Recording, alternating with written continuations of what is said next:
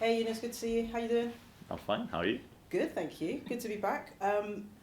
Talking of good, how good was it to see Leah walking onto the pitch the other night after 9 months out with that ACL injury?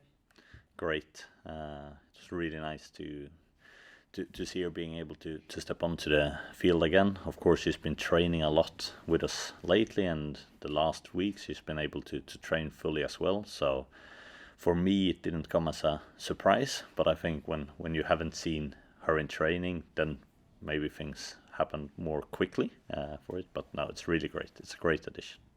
Not only was she back on the pitch, she was involved in one of the goals. What did you make of her performance and her impact on the pitch? Very good. I think it's tricky coming on as a central defender sometimes in 30 minutes there, and you need to get into the rhythm of it. But I think it was a nice game to come into because we saw a lot of the ball, so it was a lot of decision making. I mean, the pass to Beth Mead's goal, it's almost as good as the finishes. Yeah, she still got it. She's definitely still got it, yes. If you've been worried, you can stop worrying. How will the team's playing style maybe change now that Leah's back in the side? I don't think necessarily that we will change our style, but of course, what Leah gives you as a player is both her ability to pass the ball between lines and break down defensive organization, but of course she's also very capable of handling 1v1 situations, so she can be quite aggressive in her positions and suffocating forwards. And those are two skills that is really important for us in the way that we play. So it's not about us changing our way of playing. It's just that we get in a player that is really good at this way of playing. I know Leah's been in and around the players while she was rehabbing, but now that she's back playing, how does the changing room, the dressing room change with her presence in there? I don't know. Spent very little time in the dressing room, but Well, the team morale then and the group ethos.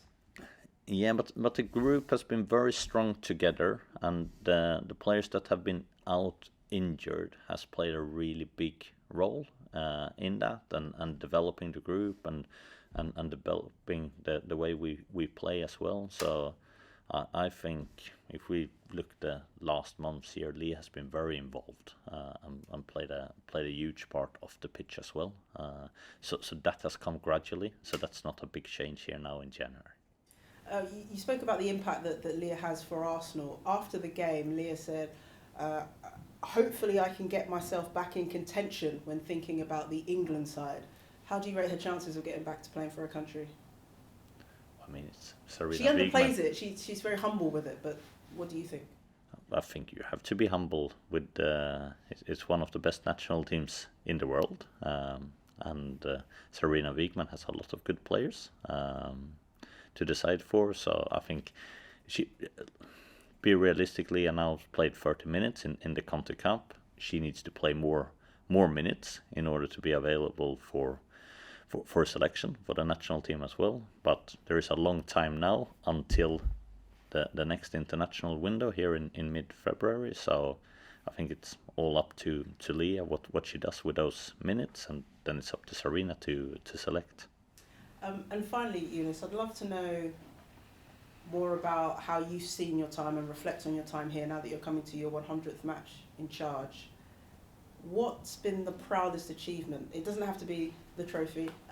Is it a particular result or a particular performance that stands out in your mind?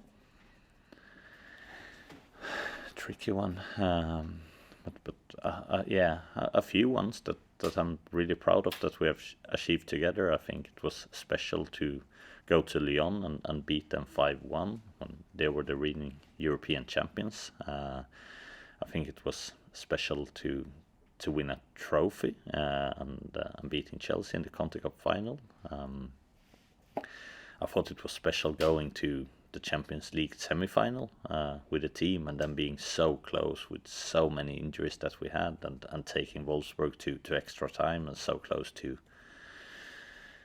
to a penalty shootout. I think that's my most memorable moment, and that's for good and bad reasons, because it was so much proud of being there and seeing the team performing so well despite all the difficulties, and sharing that moment with a packed Emirates Stadium. That was special, and that's the sunny part of that memory. But then you also have that dark side of the memory of being so close to going to the penalty shootout and then losing everything in the last seconds of the game, and not being able to repair that. That's also gonna stick. But I think that's what football teaches you, and that's what, yeah, you will have both good and bad memories, and sometimes they are combined into one. Understood. Thank you. Thank you. Thanks, Jess. Tim. Yeah, sure. Hi, Jonas. You referenced it there a little bit in terms of Leah's reintegration into the team, and perhaps with Beth and Viv, it's easier to give them 60 minutes here, 20 minutes there. With a centre-back, that's harder. Last year when Leah and Hathor were injured, they actually came back at the same time, so you could mix and match a little bit. But in terms of reintegrating Leah, how much trickier is that for you? Because probably unlikely that Arsenal are going to be 4-0 up with half an hour to go on Sunday, although fingers crossed. No, I think you're right with that, and sometimes you might have to adapt to how reality looks like. There is very few teams that reintegrate goalkeepers by playing them 30 minutes and then 45 minutes and 60 minutes. I think that's one model how you can integrate a player, but there is other models as well, and we need to find one that matches the reality and the situations that we're in, and still being, first and foremost, making sure that she can return in a safe way, but also to perform as good as possible.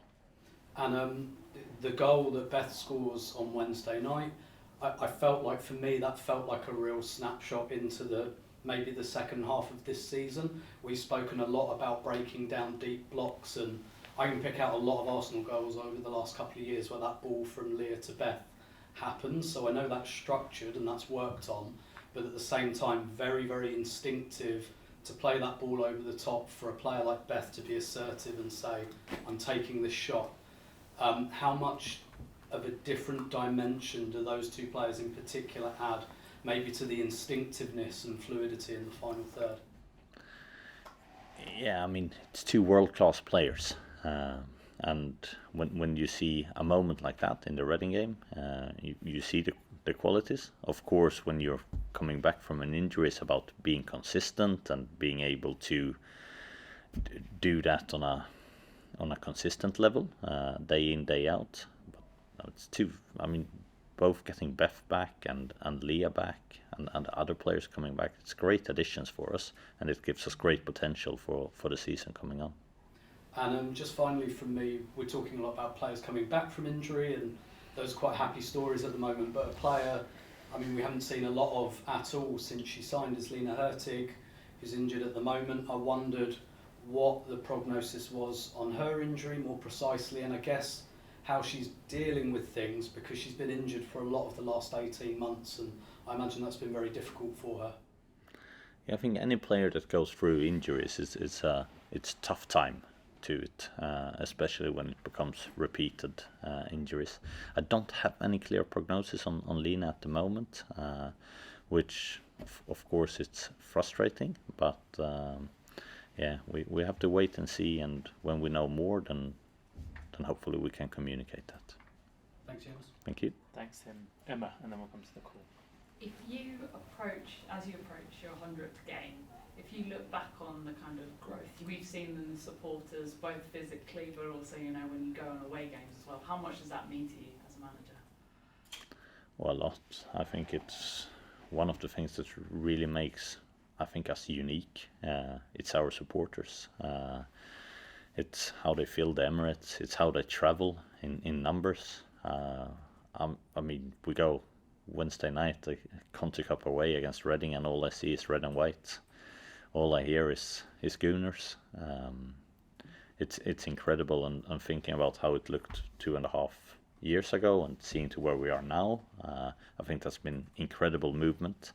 it's such a huge part of what we're trying to build here, and let's hope that this is only the beginning and it continues. And usually it should do that. Once a snowball gets rolling, it goes faster and faster, and it picks up more and more snow. So hopefully we're building something big.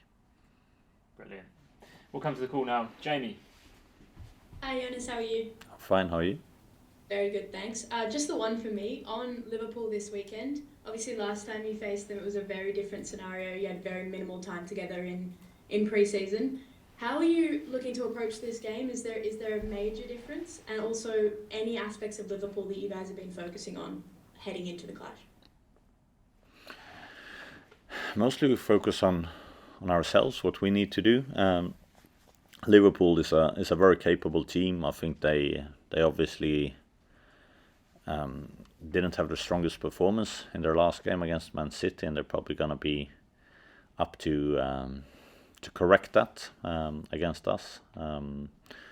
They're aggressive in their pressing. They go player for player, and you need to be able to deal with that, and to deal with that intensity as well, which is a challenge, but we're up for it. Awesome, thanks Jonas, good luck. Thank you. Thanks, Jamie. Dan. Hey Jonas, hope you're well. Just following on the Liverpool theme, how impressed have you been with kind of how they've progressed in the Super League in such a quick kind of period of time? Obviously, they've competed with a lot of the top teams this season. Yeah, like I said, I think this WSL is the strongest and most competitive that it's ever been, and Liverpool is a part of that. Amongst other clubs, they're investing. They're investing in their facilities. They're investing in their player squad, and of course that also gets them development on the pitch. That's brilliant. Thanks, Jonas. Best of luck. Cheers. Thank you. Thanks, Dan. Phil. Hi Jonas. Just on Leah again, I just want to check, is there a chance that she could now start on Sunday, or is that unlikely as we sort of go through this sort of reintegration process? It's very unlikely that you will get an answer from me regarding my starting 11. No worries. Well, the next question then is about the squad in general. Is there any other change in terms of availability from Wednesday other than Leah obviously possibly being in the mix? No, there's not. So we have, a really good squad to select from. Yeah. And finally, in terms of likelihood, obviously we saw Gio go out on loan. I was wondering if that's likely to be the last bit of transfer dealing this month, or is that still potentially open? That's still potentially open.